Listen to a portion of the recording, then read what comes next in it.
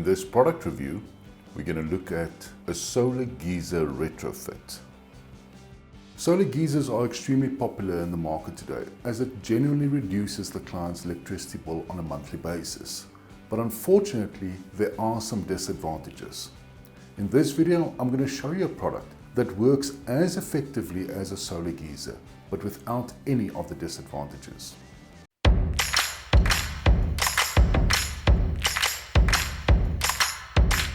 So let's first have a look at how a normal solar geyser works. Now, a solar geyser normally has vacuum tubes that are connected to the geyser, and the geyser would be connected to the hot water side of the tap. Now, a solar geyser would use the heat of the sun to heat the water in the vacuum tubes, and that hot water would then go through to the geyser. And voila, you've got hot water coming out of the tap. Now, as good as what a solar geyser is, there are some drawbacks to installing a solar geyser.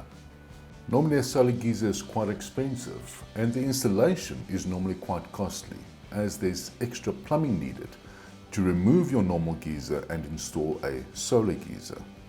One of the other drawbacks are that you cannot switch off the sun. So if the sun is shining on those tubes, the water temperature will continuously increase. Now, as a safety precaution, solar geysers normally have a pressure relief valve to prevent the geyser from exploding. But this creates wastage in water. Another drawback is that the tubes often start leaking as the seals are made from rubber, and over a period of time the rubber deteriorates in the sun and again creates leakage, which creates wastage, which is also wastage of money. So let me show you how a solar geyser retrofit overcomes the drawbacks of a conventional solar geyser. Now, a normal geyser would use the grid to heat up the water. The grid would be connected to an element. Electricity flows through the element, which creates heat inside the geyser that creates hot water. Now, if you were to do a retrofit, there's no plumbing required. All you have to do is replace the element with an AC and DC element. You would also simply need to use solar panels and connect the solar panels to the DC side of the element. A control box, an MPPT controller, and a display would also be required for the system to work efficiently.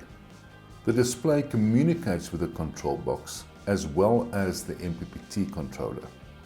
Now, instead of using the heat of the sun to generate hot water, a solar geyser retrofit uses sun rays to generate electricity. That electricity in the form of DC goes through to the element which heats up the water. Now, if the geyser has already reached its maximum temperature of the water, the MPPT controller would just simply switch off to prevent the electricity from going through to the geyser element. And in that way, you prevent any water wastage from occurring. Now, in a cloudy or rainy day where there are not enough sun rays to generate electricity for the geyser element, you can see whether there's hot water or not. And if you do require hot water, with a push of a single button, you can use the grid for electricity that goes through to the geyser element to generate hot water.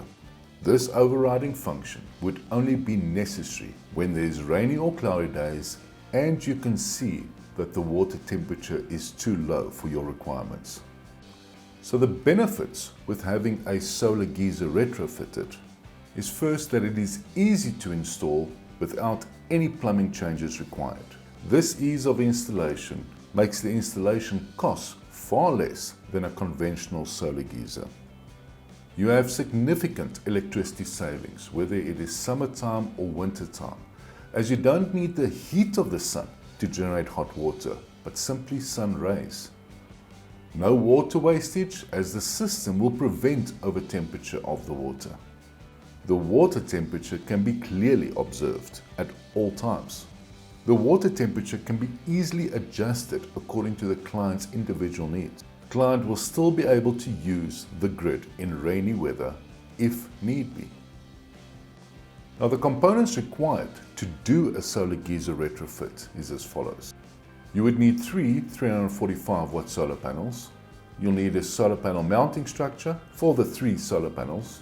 You'll need solar cable, a DC fuse box, WM4 solar connectors, a Geyser-wise AC and DC element, a Geyser flange, depending on what type of Geyser you have, a Geyser-wise MPPT controller, a Geyser-wise TSE controller, which consists of the Geyser-wise control box, the Geyser-wise display, the Geyser-wise thermostat probe, and the instruction manual.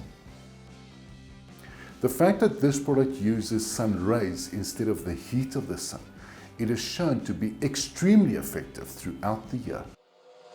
This video was brought to you by Voltex, your electrical connection. For more information about the products that's been discussed here, please visit one of their many branches countrywide. Or visit their website at www.voltex.co.za.